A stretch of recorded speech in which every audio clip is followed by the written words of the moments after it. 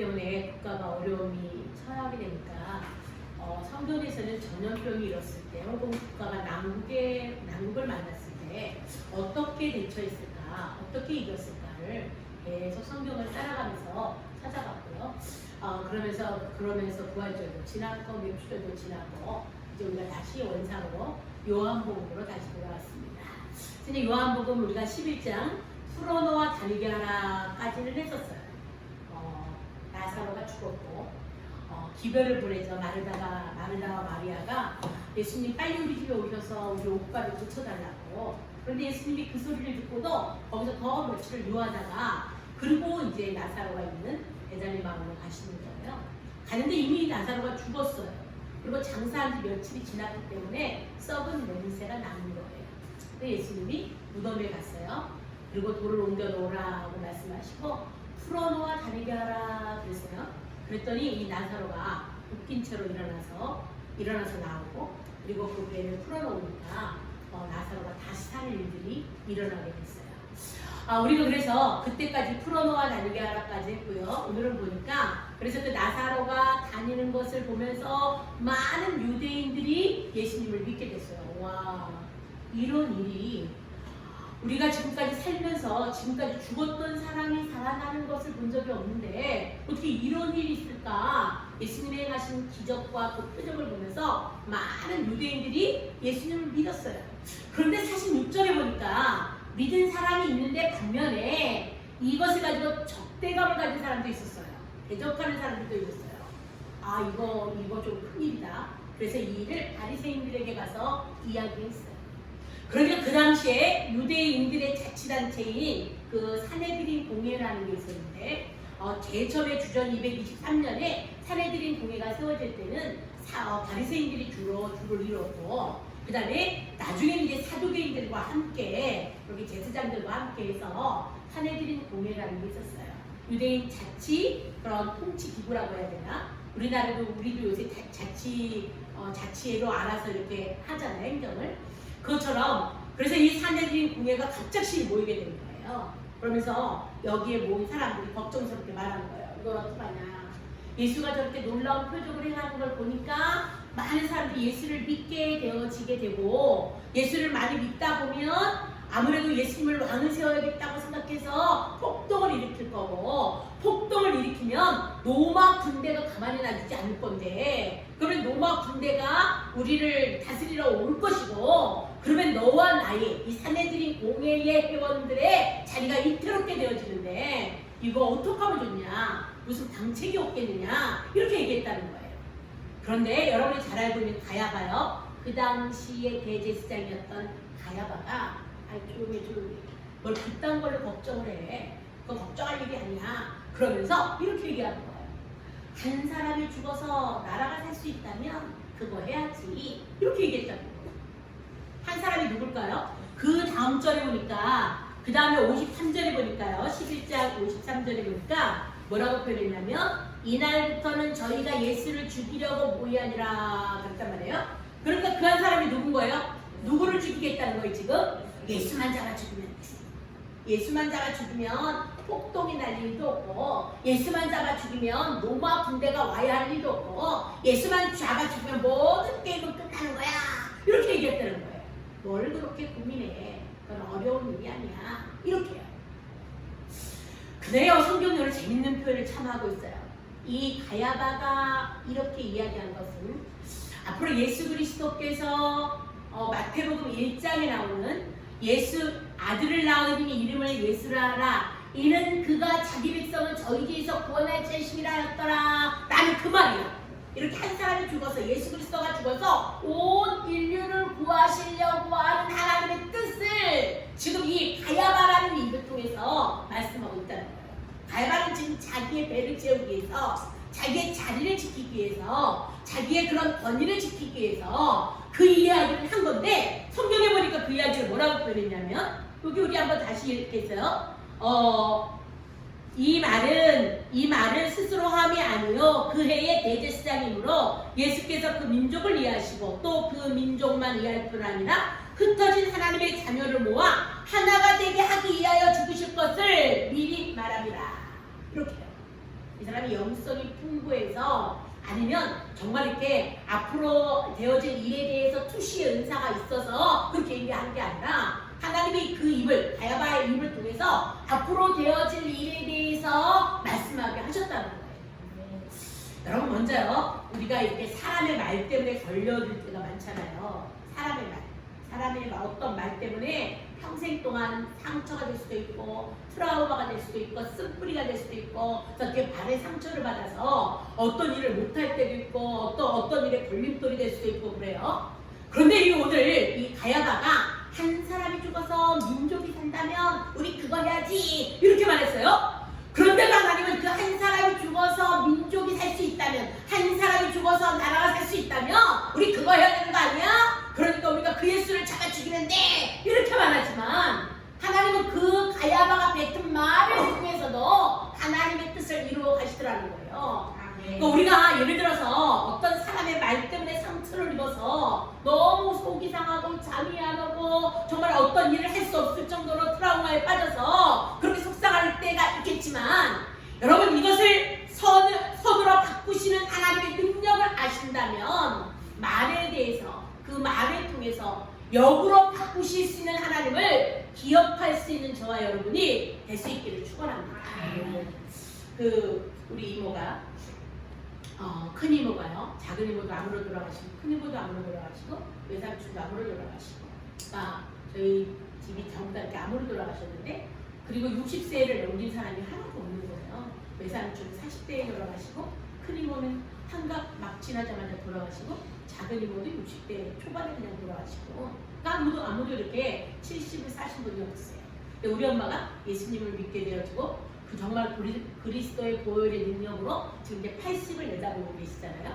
그러니까 이것도 진짜 엄청난 축복이에요. 저희 외가댁은 이렇게 전부 다 일찍 가시기 때문에. 근데 이제 저희 큰 이모가 갑상선이 있으셨어요.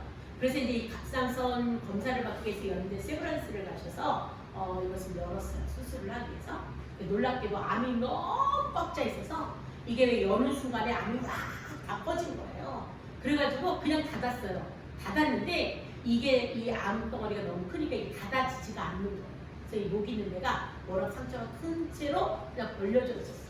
그래서 이게 소독을 하는데 이렇게 매일같이 이렇게 소독약을 들어줘야 되는 거예요. 이게 발열 수준이 아니라 너무 그게 심하니까. 근데 이제 그때 제가 이제 신학생이었단 말이에요. 신학생이었는데 제가 그 저녁마다 이모 집에 가서 이모를 간호를 한 거예요. 근데 그럴 때는 왜 딸은 못해요, 그렇죠? 근데 이게 며느리도 못해요. 그러니까 제가 이제 늘 했어요. 그래서 소독을 해 드리고 흡연을 가다 대고 그런 일을 했어요. 근데 이제 이모가 그래서 이모를 영접을 시키고 이모에 대해서 점점 의식이 사라지고 있을 때 우리 이모가 이렇게 소변을 받아내고 제가 이제 치우고 저는 학교를 갔는데 우리 올케 언니한테 그랬나 봐요. 이게 여러분 이렇게 왜 죽음을 맞이하기 전에 하는 소리들 때문에 가슴에 담고 상처 입을 필요가 없는데 근데 그때는 진짜 상처가 됐어요.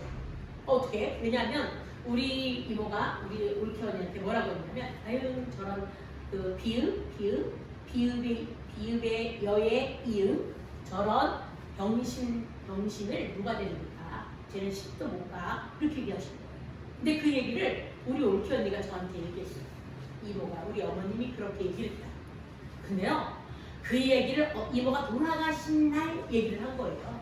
근데 정딱 떨어진 거예요. 세상에 몇 달 동안 죽겠다고 간병을 했더니 튀끈 간병한 대가가 저런 병신을 누가 데리고 가 그러면서 그 얘기가요. 근데 얼마나 정이 떨어졌냐면 자 오늘 돌아가셨으니까 이틀 3일 걸려서 장례를 치러야 되잖아요. 근데 장례식이 안 참석했어요. 그냥 갔어요. 그날 화장을 하시는데 저 없었어요. 화장장에도 안 따라갔어요. 아무도 몰라요.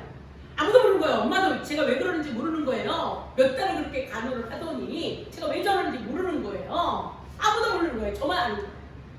근데 그때부터요 이모가 했던 말이 계속 메아리가 되는 거예요. 나는 시집을 못 가. 왜? 병신이니까. 나는 결혼할 수 없어. 왜? 이모가 그렇게 말했으니까. 이게 계속해서 예를 들어서 뭐 이렇게 누가 소개팅을 하게 되든가 아니면 그런 거 있잖아요. 만남이 있잖아요. 그러면 먼저 들어오는 생각이 나는 못해. 나는 못 가. 나는 안 돼. 이렇게 자리 잡고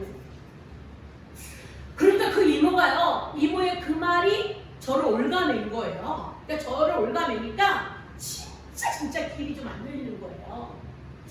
근데 제가 이제 그 치유를 받으면서 그 말에 대한 거, 말로 얽혀 있는데 이 말로 얽혀 있던 것들을 예수 그리스도의 보혈의 십자가의 피로 씻음을 받고 그것을 예수 그리스도의 십자가로 보내드리고 제가 용서하고 용서함을 받고 내 속에서 풀어짐을 받기까지 엄청나게 오랜 기간이 걸렸어요. 근데 오늘 성경을 보니까 내가 그때도 성경을 읽었을 건데 진작 그 성경에 이 가야바가 했던 말, 한 사람이 죽어서 나라가 산다면 그거 해야 되는 거 아니야? 한 사람이 죽어서 민족이 산다면 그거 해야 되지. 뭐 걱정이야? 이렇게 가야바는 예수님을 죽이고 자기 자리를 지키기 위해서, 가야바는 예수님을 죽이고 기득권을 자기가 더 유지하기 위해서 이 말을 했는데 하나님은 그 말을요 복음으로 바꾸셨어요. 그래서 요한복음 3장 16절의 말씀이 성취되는 거예요.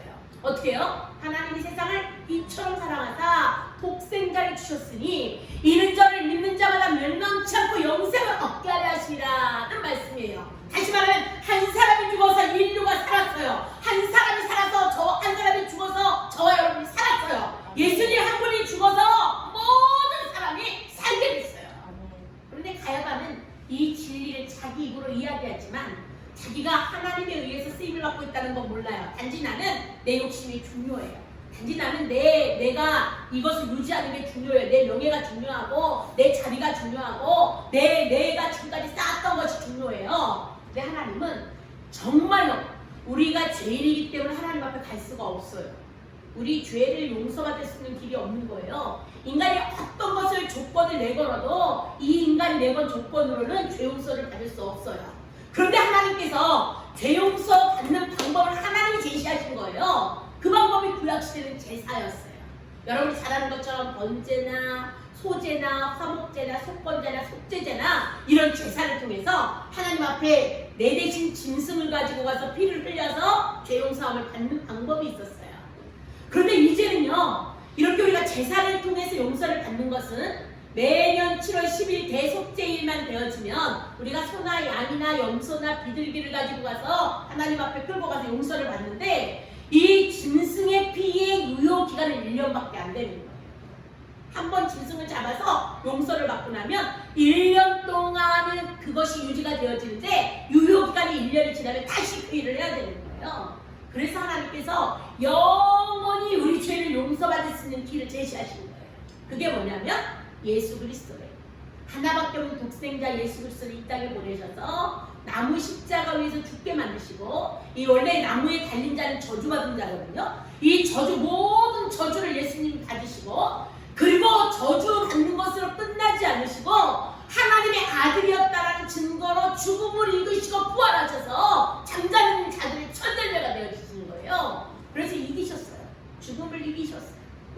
우리 예수님이 십자가에 못 박혀 돌아가심으로 십자가 위에서 우리의 모든 죄를 용서해 주셨어요. 그래서 우리가 그 예수 그리스도를 믿기만 하면, 우리 죄를 그분 앞에 자백하기만 하면 우리는 용서를 받게 되어지고 영원히 사는 일들이 일어나는 거예요. 그래서 로마서에서 이것을 뭐라고 표현하냐면, 이는 생명의 성령의 법이 죄와 사망의 법에서 너를 해방했다 라고 표현해요. 우리 이제 해방된 사람들.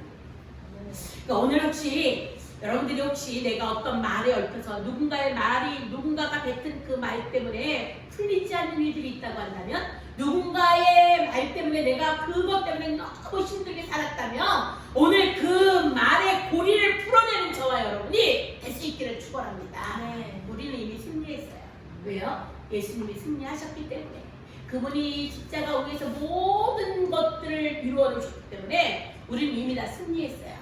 그러니까 우리가 말에 잡혀서 누군가가 뱉은 그 말 때문에 상처가 되어져서 내가 힘든 그런 인생을 살고 있다고 한다면 오늘 것을 다 털어버리는 저와 여러분이 될 수 있기를 축원합니다. 그런데 이제 오늘은 다시 돌아가서, 본문으로 다시 돌아가서 11장 45절입니다. 45절 갑니다. 시작. 마리아에게 와서 예수의 하신 일을 본 많은 유대인이 저를 믿었으나 그 중에 어떤 자는 바리새인들에게 가서 예수의 하신 일을 보아라. 우리에게 있어서 예수 그리스도만 해답이에요. 우리 인생에 있어서 예수만 해답이에요. 예수밖에 없어요. 모든 문제를 해결할 수 있는 분은 예수 그리스도밖에 없어요. 그래서 예수가 그리스도다라는 말은 예수님은 왕이십니다, 예수님은 제사장이십니다, 예수님은 선지자이십니다 라는 말이고, 예수님이 왕이요 제사장이요 선지자이시다라는 말은 예수는 그리스도의 일을 하러 오셨다는 말인데, 그 그리스도가 왕, 제사장, 선지자의 일을 하신 분이시고, 이 그리스도가 왕이요 제사장이요 선지자이시다라는 말은 예수님은 이 땅의 모든 문제를 해결하실 분이십니다 라는 말. 예수님이 이 땅의 모든 문제를 해결하셨어요. 저주의 문제, 질병의 문제, 고통의 문제, 죽음의 문제, 영원히 사는 우리가 죽어서 가는 영원한 나라의 삶에 대한 문제까지 다 해결되는 거예요. 그러니까 예수 그리스도가 해결하지 못하는 문제는 아무것도 없어요. 그러니까 우리가 예수 그리스도밖에 없어요. 그런데 이 예수님이 표적을 행하셨어요. 어떤 표적이요? 나사로를 살리는 표적을 행하셨어요. 죽었던 나사로를 살리는 것을 보고 사람들이 눈이 휘둥그레지고 어떻게 이런 일이 있을까? 분명히 썩어서 냄새가 났고 돌무덤에 갔을 때 이미 썩어서 냄새가 났는데 어떻게 이런 일이 있을까? 그래서 사람들이 많은 유대인들이 예수님을 믿었어요. 근데요, 많은 유대인들이 예수님을 믿는 반면에 예수님을 대적하는 사람들도 있었고, 예수님을 믿지 않을 뿐만 아니라 예수님을 죽이기로 결정한 사람들도 있었다는 거예요. 여러분, 우리가 오늘날 지금 코로나19 때문에요, 교회가 반토막이 났어요. 각 교회마다 다 반도 안 돼요. 대형 교회들은 한 3분의 1 정도 남았다 그래요. 교회들이 문을 닫고 온라인 예배를 드리면서 교회 성도들이 이제는 오프라인으로 문을 열었는데도 불구하고 안 오는 거예요. 왜요? 한두 달 동안에 이미 편안하게 예배 드리는 방법을 알았잖아요. 그러니까 굳이 성도를 올 이유가 없는 거예요. 그래서 이게 대형 교회들이 문제가 엄청 많이 생기는 거예요. 이게 교회들이 크고 작은 교회들마다 다 반토막이 난 거예요. 성도들이 그렇게 힘들게 전도했는데 성도들이 다 떨어져 나간 거예요. 코로나19 때문에. 이번에 보니까요, 지금 아까 우리 배집사님도 기도하셨지만 차별금지법을 빨리 통과시켜달라고, 이게 우리나라 장자교단인 총신대에 있는 교수들도 아니면 예장 합동에 속한 그 목사님들도 이 차별금지법을 통과시켜달라고 그러고 있다고 하는데, 참 이게 애통할 일이거든요.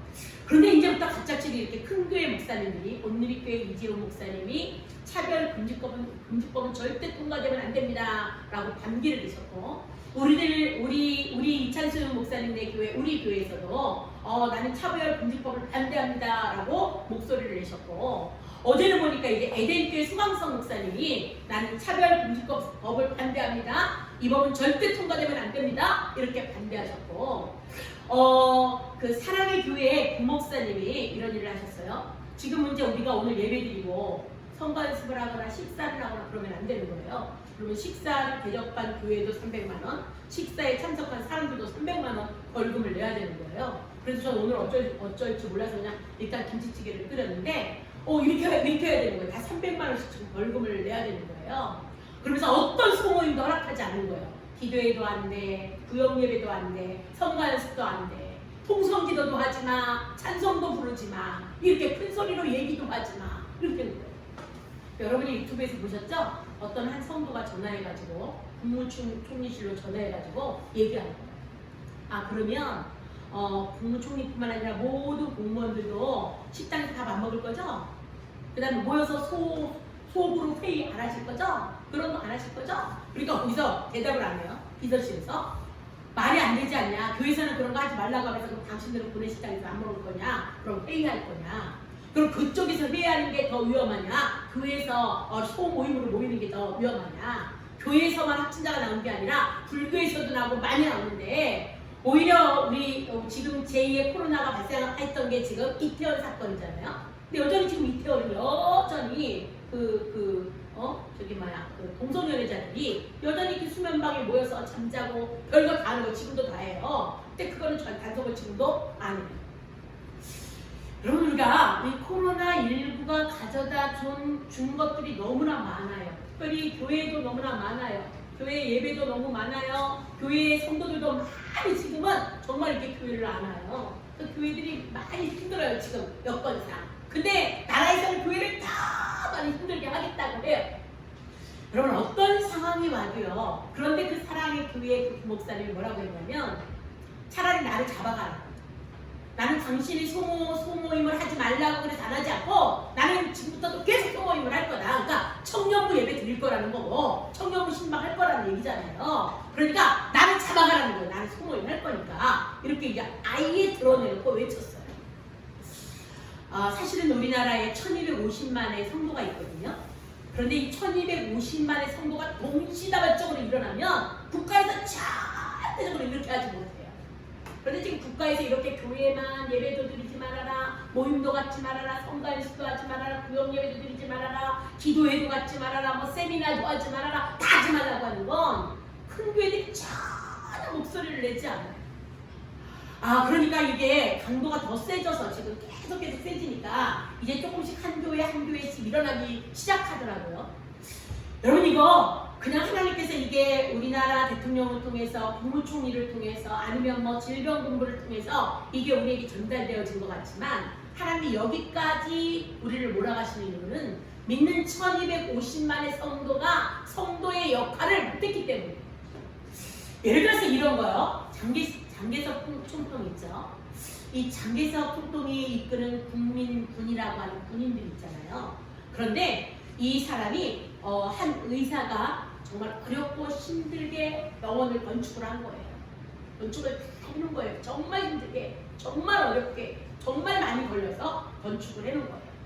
그런데 이 장개석이 이끄는 군들이 와서 병원을 완전히 다 파괴시켰어요. 완전히 무너뜨렸어요. 이 의사가요, 상심이 되어졌어요. 낙심도 됐어요. 내가 어떻게 지은 병원인데, 내가 얼마나 힘들었는데, 내 전 세계에 걸렸는데 상심이 되어졌어요. 낙심도 됐어요. 그런데 이 의사가 상심한 상태에 있었는데 그 의사의 눈에 보여진 게 뭐였냐면 장개석 총통이 이끄는 국민군 중에서 부상당한 군인들이 보이기 시작한 거예요. 내 건물은 내 건물이고 부상당한 군인은 부상당한 군인이잖아요. 나는 의사인 거예요.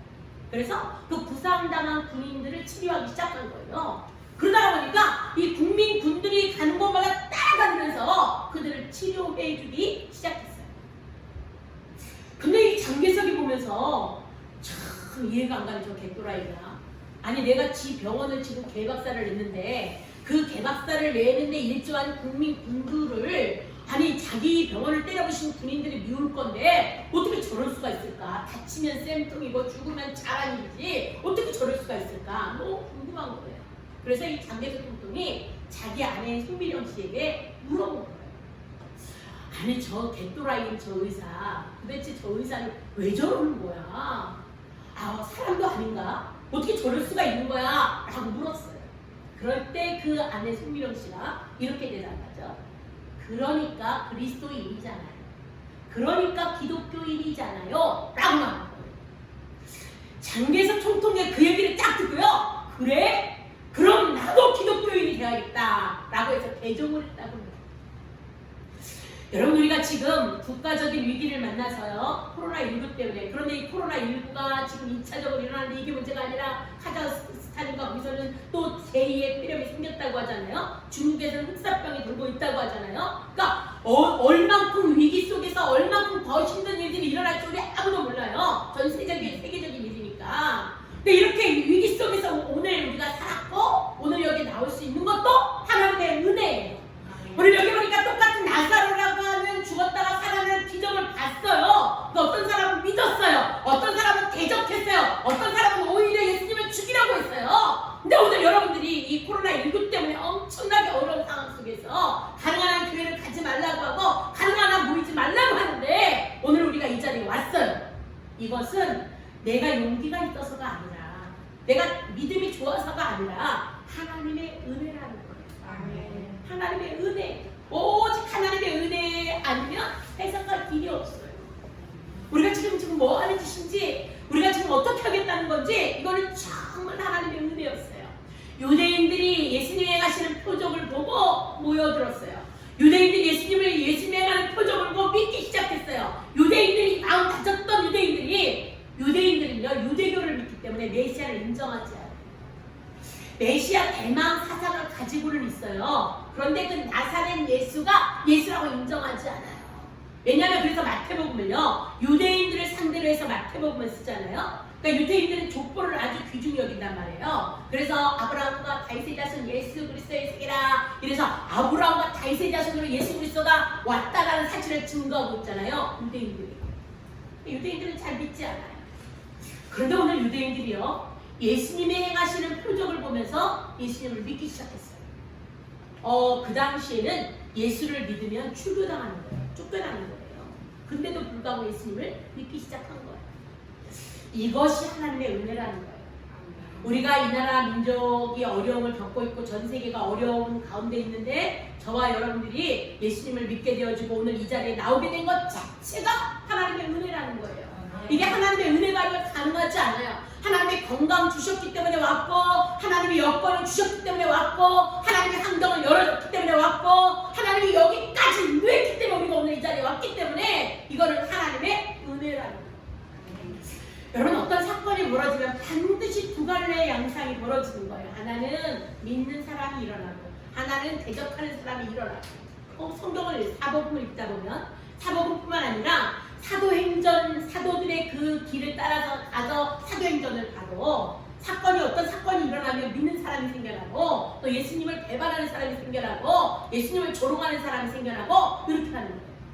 또 우리가 코로나19 가운데서 교회적으로 여러 가지 핍박과 환난이 시작됐는데도 불구하고 오늘 저와 여러분들이 주님 앞에 나왔다는 것, 하나님의 은혜였다는 사실을 기억하고 하나님께 감사를 회복할 수 있는 저와 여러분이 될 수 있기를 축원합니다. 우리가 여기 46절 같은 사람들도 있잖아요. 여기 11장 46절에 나오는 사람, 그 중에 어떤 자는 바리새인들에게 가서 예수의 하신 일을 구하니라. 참 큰일 났다. 이러면 안 되는데 이거 뭔가 잘못되는 것 같은데, 그래서 바리새인들에게 빨리 가서 예수님이 하신 일을 구했대요. 여러분, 우리가 그런 자리에 설 수도 있거든요. 그렇게 바리새인들에게 가서 구하는 자리에 설 수도 있는데 하나님이 우리에게 은혜를 주셔서 오늘 이 자리로 나오게 하셨다는 거예요. 이 은혜를 감사할 수 있는 하루가, 이 은혜를 감사할 수 있는 한 주가, 이 은혜를 감사할 수 있는 한 달이 될 수 있기를 축원합니다. 그러니까 우리가 예수 그리스도만이 해답이. 왜요? 예수 그리스도가 우리에게 은혜를 주셨기 때문에 오늘 내가 있기 때문에. 사실 주님이 은혜를 주시지 않으면 주님께 나올 수 없어요. 우리가 일단은 하나님께 나오려고 하면 죄 문제가 해결이 돼야 되거든요.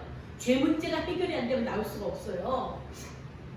우리는 이제 국가적으로 지금 어려운 시기를 만나고 있잖아요. 가뜩이나 어려운데 삼선이나 있던 서울시장이 이렇게 갑작스레 돌아가시는 사건을 통해서 국가가 좀 매우 힘들어요.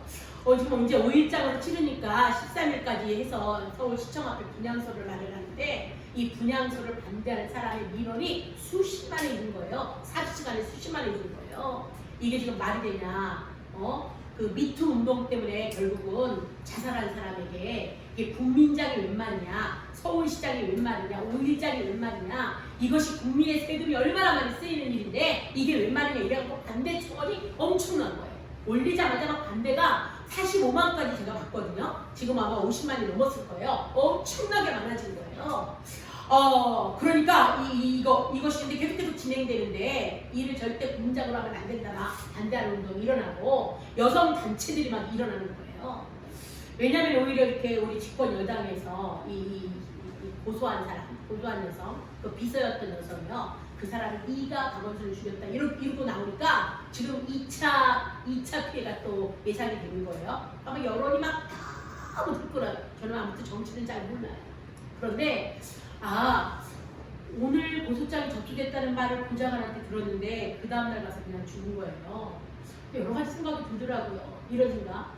예를 들어서 이분이 살아서 그 춘남 도지사처럼 살아서 그런 죄값을 받잖아요. 그러면 모든 것이 다 이렇게 되는 거예요. 그죠? 이분이 만약에 시장으로서 진짜 미투 운동 그 사람이 고소한 대로 이것이 진짜가 돼서 이권이 되어지고 형을 살게 되잖아요. 그러면 모든 명예는 끝나는 거예요. 끝나는 것 정도가 아니라 가족도 다 죽어요. 어떻게 해요? 아무것도 안 나와요. 연금이고 뭐고 아무것도 안 나와요. 그런데 이렇게 해서 공소권 없음이 되어지면 모든 것은 다 유지가 되어져서 가족을 살 수가 있잖아요. 가족을 살 수가 있잖아요. 어쨌든. 근데 여기서 만약에 내가 법대로 해서 내가 모든 죄값을 받겠다라고 하면, 그러니까 참 이게 돌아가는 일들이 어떤 게 옳은 거고 어떤 게 잘못된 건지 그런 거 잘 몰라요. 그런데 일단 성경적으로는요. 그분이 진짜 잘못했는지 잘했는지는 아무도 몰라요. 그렇죠? 그분하고 두 사람만 알 거예요. 그리고 주변의 사람들만 알 거예요. 근데 시간이 가면 진실은 밝혀질 거니까. 근데 한 가지 분명한 건 성경에서는 우리가 잘못했을 때 우리가 그런 성적인 범죄를 저질렀을 때 하나님이 용서는 하세요. 그런데 이 죄의 대가를 반드시 치르게 하세요. 그게 누구예요? 다윗이에요. 하나님 다윗을 얼마나 사랑하는지 몰라요. 다윗을 진짜 많이 사랑하세요. 그런데 다윗이 아무도 모르게 우리아의 아내 바세바를 데려다가 음침을 하잖아요. 그래서 그 여자가 임신했다는 말을 듣고 우리아를 부르잖아요. 왜냐면 우리아하고 함께해서 이 아이가 네 아이야 라고 말하려고. 그래서 네 아내하고 가서 자. 그런데 우리아가 충신인 거예요. 내 동료들 전우들은 다 전쟁판에서 힘들게 있는데 내가 어떻게 내 아내와 함께 자겠는데 나 못 잔다. 그래서 그냥 성에서 자잖아요. 근데 거기서 그러니까 그 다음에 술을 진짜 먹이고 자라고 하는데도 안 가잖아요. 그렇게 다윗이 너무 화가 나니까 편지를 써서 요압에게 갖다 주라고 보내잖아요. 우리아가 이게 자기를 죽이라는 건지도 모르고 갖고 요압 장군에게 갖다 주거든요. 뭐라고 하죠? 우리아를 최전선에 세우라는, 최전방에 세우라는. 내가 우리아가 싸우다가 맞아 죽어도 책임을 묻지 않을 거니까 최고 앞에 세우라는 거예요. 결국은 우리아가 죽었어요. 그리고 다윗은 아무렇지 않게 그 바세바라는 여인을 데리고 왔어요. 그리고 자기 아내를 삼았어요. 근데 나단이 와서 딱 지적을 하잖아요. 바로 왕이여 당신입니다. 근데요, 다윗이 했던 거 보세요. 어떻게 하죠? 정말 턱에 자복을 하는데요. 얼마큼 하냐면 이부자리가 다 젖을 정도로 회개를 하는 거예요. 몇 날 며칠을 계속 회개를 해요. 이미 하나님이 용서하셨어요. 근데 아이를 낳을 때가 된 거예요. 근데 아이가 죽었어요. 아이를 낳을 때 다윗이 아이를 낳고 나서 아이가 죽을 위기에 오니까 이 다윗이 아이를 살려달라고 밥도 안 먹고 잠도 안 자고 계속 하나님 앞에 내가 잘못했으니까 용서해달라고 아이를 살려달라고 기도해요. 근데 아이가 죽었어요. 신하들 옆에서 수근수근거려요. 다윗이 물었어요. 아이가 죽었느냐? 네, 죽었습니다. 근데 갑자기요, 다윗이 뻘떡 일어나서요. 가서 씻고요. 그리고 밥 먹었어요. 신하들이 필시 우리 왕이 누구셨나 보다. 이게 아이가 죽었다는 말에 약간 어떻게 됐나 보다. 왕이요, 무슨 일이시나? 근데 다윗이 이렇게 말하잖아요. 우리 아이가 죽기 전에는 하나님이 혹시 불쌍히 여겨서 우리 아이를 살려줄까 해서 내가 먹지 않고 기도했지만 우리 아이가 죽어서 하나님의 뜻을 이룬 다음에야 내가 이제는 먹고 마시는 게 당연한 게 아니냐. 이렇게 나와요. 하나님의 뜻을 꺾은 게 아니라 그냥 하나님의 뜻에 순종했어요. 그 우리아의 아내 바세바를 취한 대가로 아이가 죽었어요. 여러분, 아이만 죽었어요? 아니에요. 너는 남모르게 그렇게 전쟁에서 칼에 의해서 우리아가 죽게 만들었지만 앞으로 너희 집에서 칼이 떠나지 않을 거야. 그리고 백주의 대낮에 강간당하는 일이 일어날 거야. 그러잖아요. 결국은 집에서 막 암논이나 뭐 압살롬이나 이렇게 자식들끼리 피 튀기는 일이 일어나게 되어지고 압살롬이 반역을 일으켜서 아버지를 죽이겠다고 하니까 아버지가 맨발로 도망하게 되어지고 아버지 척들을 옥상에다 갖다 놓고 사람들이 다 보는 앞에 텐트를 치고 아버지의 척들을 가늠하는 그런 일들이 일어나요. 이게 죄의 대가로 받아진 벌이었어요. 하나님이 용서를 하셨어요. 근데 반드시 대가를 치르게 하시는 거예요. 여러분, 우리가 죄는 무서워해야 돼요. 그렇죠? 죄는 무서워해야 돼요. 진짜로 무서워해야 돼요. 이게 2015년부터 몇 년 동안 계속 되어진 일이라고 하는데 너무나 이 비서가 무섭고 떨리고 그래서 정신과 치료까지 갔다가 그 다음에 사건을 그만두고 용기를 내서 아마 고소장을 접수했나 봐요. 근데 이분이 얼마나 존경받는 사람이었어요. 서울시장을 3선을 했으니까, 3번을 했으니까. 그러니까 그건 아무도 몰라요. 일단 뭐 경찰이 밝혀줘야 되는데 공소권 없음을 났기 때문에 어떻게 결론 지어줄지는 아무도 몰라요. 그런데 하늘은 알고요, 땅은 알고요, 나도 알고요, 다. 우리가 혹시라도 우리가 하나님 앞에 범죄하는 일이 있다고 한다면 하나님은 아세요. 나도 알아요. 사단도 알아요.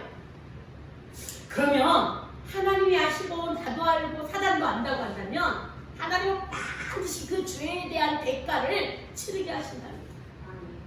여러분 혹시라도 우리가 살아가다가 성적으로 범죄할 일이 생각나거든, 성적으로 범죄할 수밖에 없는 상황이 되어지거든, 언제든지 다윗을 기억하시고 다윗의 가문을 기억하시고 하나님의 진노의 책찍을 기억할 수 있는 저와 여러분이 될 수 있기를 축원합니다. 그런 의미에서 우리가 소시민이라는 게 얼마나 감사해요. 여러분 우리가 잘 되어지고 성공하고 출세하고 사람들이 말하는 부를 누리게 되었다라고 한다면 우리가 그렇게 하지 않았으리라는 보장이 있냐고요.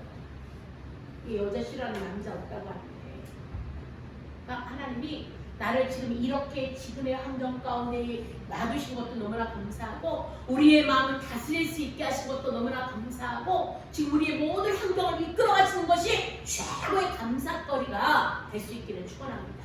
그러니까 오늘의 이 말씀을 통해서 첫째는 하나님의 은혜를 절대 잊으면 안 돼요. 우리가 이렇게 오늘 이 자리에 나왔다는 게 하나님의 은혜였다는 것을 절대로 잊으면 안 돼요. 두 번째요. 자, 지금 11장 다시 돌아가서 52절부터 가겠습니다. 52절부터 시작. 또 그 민족만 위할 뿐 아니라 흩어진 하나님의 자녀를 모아 하나가 되게 하기 위하여 죽으실 것을 미리 말하노라. 이날부터는 저희가 예수를 죽이려고 모의하리라. 그랬어요. 첫 번째는 은혜였어요. 두 번째는 뭐냐면 지도자가 정말로 중요해요. 우리가 지금 이 나라 민족의 어려운 상황을 보고 이 나라 민족의 지도자를 보면서 지도자를 위해서 정말 기도해야 돼요. 진짜 기도해야 돼요.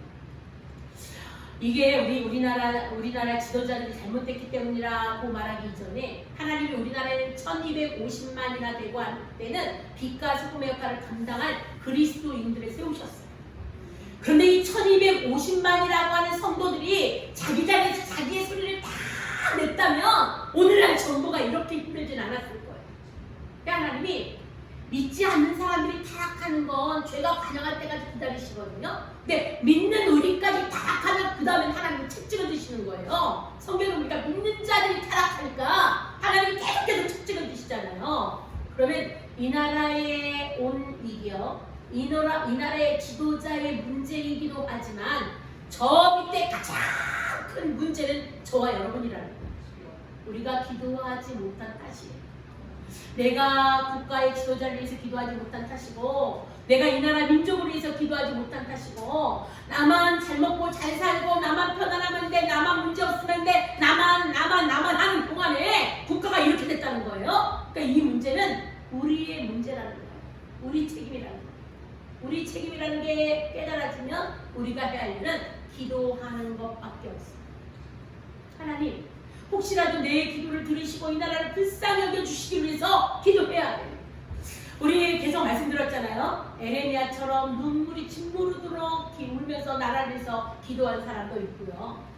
성경에 보면 이사야도 얼마나 수치심을 느끼면서 벌거벗고 나가서 맨발로 나가서 복음을 증거하면서까지 그렇게 국가를 위해서 살아간 사람들도 있고요.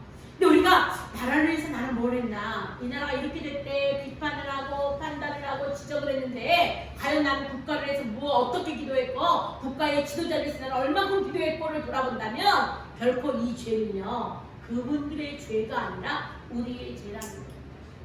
한국교회 1250만 성도들과 그 다음에 수백만 되는 수만 개 되는 교회들과 그리고 목회자들과 성도들의 책임이라는 거예요. 우리가요 지도자 한 사람이 얼마나 중요하냐면 지금 가야바가 딱 생각해낸 게 뭐냐면 내 자리를 지킬 수 있는 유일한 방법, 한 사람이 죽어서 나라가 살 수 있다면 그거 해야 되는 거 아니야 라고 생각이 들었다는 거예요.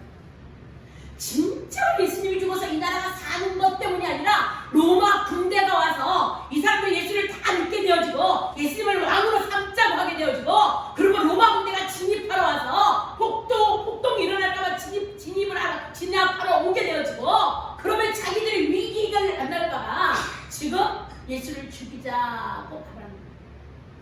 근데 사내들이 공회에서는요 체포할 수도 있고 재판할 수도 있고 다 할 수 있는데 뭐만 없어요? 사형법만 없어요. 사용은 반드시 로마가 해야 되는 거예요. 로마. 그래서 여러분이 잘 아는 것처럼 빌라도 앞에 가서 하잖아요. 빌라도 총독 앞에 가서 재판을 받잖아요. 그리고 죽이라고 말하잖아요. 바라바를 살려주고 예수님을 죽이라고. 여러분 정말 지도자를 잘 만나야 돼요. 교회도 지도자가 진짜 중요해요. 이제 우장미 집사님 여기 와 계시잖아요. 우장미 집사님하고 장주원 권차님이 와 계시는데 저 집사님의 교회는 약간 특이해요. 이게 약간 정말 진짜 좀 특이한 게 교회가 성도들이 성전을 지어요. 교회가 우리만한 교회인데 이 삼각교회인데 불이 났어요. 또 몽땅 태워졌어요. 그래가지고 이 집주인하고 이 교회 보증금 8천만 원이가 걸려 있었는데 집주인이 돈을 안 내주는 거예요. 집주인이 4억인 얼마를 요구를 했으니까. 그래서 오랜 기간 싸워서 하여간 이 모든 이 불난 것들을 성도들이 다 와서 그 뒷처리를 다 한 거예요. 그리고 나서 이것 때문에 결국은 땅을 사게 되어지고 아주 시골에 대구군이라고 하는 자두로 유명한 놈이 있잖아요. 거기다 땅을 사게 되어지고 땅을 한 10,000평 정도 샀다는데 거기다 교회를 짓는 거예요. 5층짜리 교회를. 근데 여기 교회에서는 사관학교도 같이 그런 교회를 운영을 하세요. 그러니까 어린이 지역아동 센터도 있지만 대안학교도 있지만 사관학교처럼 신학교도 있어서 미국하고 체제를 맺어서 미국으로 보내거든요. 그런데 전 성도의 목회자가 그러니까 성도들이 직장 다니는 사람 빼놓고는 모든 성도가 교회 와서 일을 하는 거예요. 이 청년들이 전부 다 교회 와서 일을 하는 거예요. 돈 하나도 안 받고 일을 해요. 그냥. 그런데 그래서 이제 교회를 짓다가 돈이 떨어지잖아요. 그러면 청년들이랑 나가서 건축을 이 오랫동안 교회를 지금 5년 동안 짓고 있으니까 지면서 얻은 노하우를 가지고 그런 인테리어를 해주고 인테리어에서 받은 돈으로 또 교회를 며칠 쳐요. 또 돈이 또 떨어지면 돈을 또 벌러가요. 그러니까 저 장미 집사님은 처음 다닌 교회가 여기라는데 장미 집사님은 지금까지 계속 식당에서 밥을 해야 되는 거예요. 근데 밥을요, 이 교회 건축하는 현장에 밥을 하는데 밥당번이 있나 봐요, 요일별로. 그런데 그 30명, 50명 먹는 밥값을요, 밥당번이 자기 돈으로 해야 되는 거예요. 일주일에 한 번씩. 자기 돈으로 장을 받아가 자기 돈으로 음식을 해서 자기가 모든 성도 50명을 다 먹이고 자기가 직접 다 해야 돼요. 근데 불평이 없어요. 불평이 없어요. 성도들이 돈 한 푼도 안 주고 청년들, 우리 희망이나 근영이 같은 애들을 지금 건축 현장에 가서 다 일을 하고 있는데 교회에서 돈을 주는 게 아닌데 청년들이 거기 가서 그 교회를 다 짓고 있는 거예요. 군대 갔다 올 때 군대에서 돈을 모아갖고 와서 그 돈으로 또 한국을 하고 교회를 짓고 있는 거예요. 가만히 얘기를 듣다 보면 이런 생각이 드는 거예요. 저 교회는 지금 옛날 교회인가? 아니면 저 교회는 진짜 이게 우리나라의 이 일반적인 교회하고 좀 뭔가 틀린 것 같아요. 근데 가만히 얘기를 들어보면 목회자가요. 목회자의 사이즈만큼 성도들이 하더라고요. 이게 목회자가 믿음의 사이즈가 틀리구나. 목회자의 비전의 사이즈가 틀리구나. 그러니까 목회자가 비전을 확실히 제시하고, 물론 이제 이번에 교회를 지면서 반이 떠났대요. 성도들이 반이 떠났대요. 여러분 얼마나 힘들겠어요, 그렇죠? 여자들은 돈 벌러 가면 안 돼요. 다 일을 해야 되는 거예요. 다 일을 해야 돼요. 그 다음에 남자들은 돈을 벌어갖고 오는데 돈 벌고 와서 일 밤새도록 와서 하고 교회에서 자고 다음에 또 출근하고, 제가 과거에 중학교 때 우리 교회 지을 때처럼 그렇게 하는 거예요. 근데 성도들이 돈도 내고 어떤 집은 한 집에서 사업을 했대잖아요. 지금 사업을. 근데 힘들어서 떠날 일이 있는데 내가 보니까 본전 생각이 나서라도 못 떠날 것 같아요. 사업을 했으니까. 내 식구가 다 거기 교회 와서 본전을 치는데. 네, 집사님이 그러고 갔어요. 여기 오셔서 수요 예배에 지금 아버지가 이제 그런 담도한 말기지야 사기. 그래서 지금 여기 와 있는데 수요 예배, 금요 예배 다 나오세요. 근데 저 집사님이 와서 교회 이야기를 하고 가면요, 제가 주님 앞에 묻는 거예요. 주님, 저 교회 뭐래요? 어떻게 보면 남들이 보면 꼭 이단 집단 같은 그런 교회인 거예요. 산 속에 들어가서 온 성도가. 하나님, 이거는 뭐래요? 이거는 뭐래요? 계속 이렇게 주님하고 이렇게 여쭤보는 대화를 하는데 그런 마음이 들더라고요. 사이즈가 틀리다.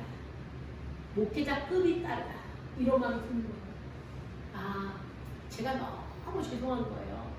나는 그 목사님 같지 못하기 때문에 그 목사님하고 나하고는 너무 틀린 거예요. 그래서 너무 죄송한 거예요. 내가 성도들에게도 죄송한 거고 하나님 앞에서 너무 죄송하더라고요. 요즘에도 저런 교회가 있는데 이게 우리는 요즘에 현대교회들은 말 한마디 때문에 성도들이 삐쭉새쭉하고 우리 교회 성도들은 또 그러지는 않아요. 우리 성도들은 이렇게 팔을 조성하거나 막 삐지거나 그러지는 않거든요. 근데 참 되게 부럽더라고요. 이게 부럽더라고요. 어떻게 하면 저렇게 할 수가 있을까? 여러분, 지도자 하나가 진짜 중요해요. 가정에도 가장이 진짜 중요하고요. 교회도 목사가 진짜 중요하고요. 나라에도 지도자가 진짜 중요해요. 우리 큰 교회에서 흔히 목회자 세미나 때 하는 이야기 있잖아요. 지금도 우리 남원산에 잘 아시는 상강교회를 그렇게 하는 거예요. 11시 예배 때는 9시 예배 드린 성도들이 강단이 있는 그 밑에 나가서 목사님만을 위해서 1시간 내내 기도하고 9시 예배 때는 11시 예배 나오는 사람들이 그 밑에 가서 기도하고 이렇게요. 예배 시작해서 예배 마칠 때까지 성도들이 예배가 잘 드려지기 위해서 목사님의 말씀을 잘 전하기 위해서 기도를 하고 이야 참 목회자 세미나 과거에 그 조용기 목사님 세미나 할 때도 그랬다고 했잖아요. 이렇게 오늘날 이렇게 교회가 크게 된 비결이 뭐냐 했더니 아무 말씀 안 하시고 지하에 내려가서 교회를 열어서 보여주신 거예요. 거기는 한 200~300명 되는 교인들이 있는데 200~300명 되는 교인들이요 계속해서 24시간 돌아가면서 목사님을 위해서 기도하는 거예요. 아, 그게 오늘 우리 교회가 이렇게 큰 교회가 된 비결이라고 하더라고요. 여러분, 우리 그렇게 이 나라 민족을 위해서 기도했냐고요. 우리가 이 나라 대통령을 위해서 정말 그렇게 절절한 마음으로 기도해 본 적이 있냐. 그러면 오늘 이 나라가 이렇게 된 것은 제 책임이고 여러분의 책임이라는 거예요. 그리고 오늘부터 우리가 나라와 민족을 위해서 정말로 기도를 시작하는 한 나라의 지도자가 진짜 살아야 우리가 산다면 지도자를 위한 기도를 시작하는 저와 여러분이 될 수 있기를 축원합니다. 정말 지금 이 길은 진짜 위기예요.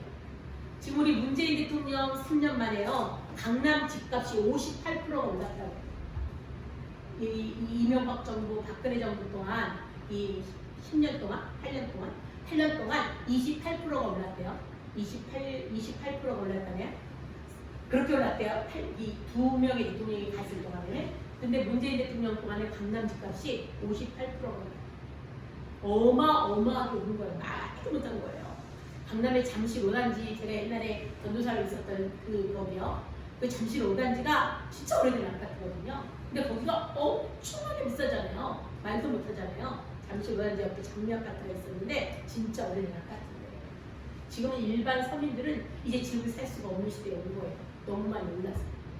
우리 엄마가 집을 팔자마자 집이 바로 이렇게 뛰었잖아요. 어마어마. 또 사러 돌아다니니까 살 수가 없는 거예요. 집값이 너무 비싸가지고. 이 나라는 누가 통치하느냐에 따라서 나라가 바뀌기도 하고 살기도 하고 죽기도 해요. 그런데 이 나라 통치자가 잘 되는 방법은 저와 여러분이 기도하는 거예요. 한국교회가 일어나면 돼요. 한국교회 1250만 성도들이 일어나면 돼요. 한국교회 성도들이 일어나서 무릎 꿇고 기도하면 이 나라는 다시 살 줄로 믿습니다. 아멘. 우리가 그 일을 해야 돼요. 아멘. 우리 비록 연약해요. 우리 교회는 비록 작아요. 그리고 몇 명 되지 않아요. 근데 저와 여러분은 할 수 있어요. 왜냐면 의인 10명만 있어도 내가 멸망시키지 않을 때가 하나님이 아브라함에게 했던 말씀이잖아요. 그러면 우리 저와 여러분이 기도한다면 이 나라 민족은 살 수 있어. 그러면 이 나라 지도자가 잘 서야 이 나라가 승리할 수 있다면 이 나라의 지도자가 잘 서기 위해서 저와 여러분이 기도를 시작하면 된다는 거야. 결론적으로 말씀을 정리하면 다사로가 살아가는 기적을 통해서 믿는 사람이 있는가 하면 오히려 예수님을 죽이려고 결정하는 사람도 있었어요.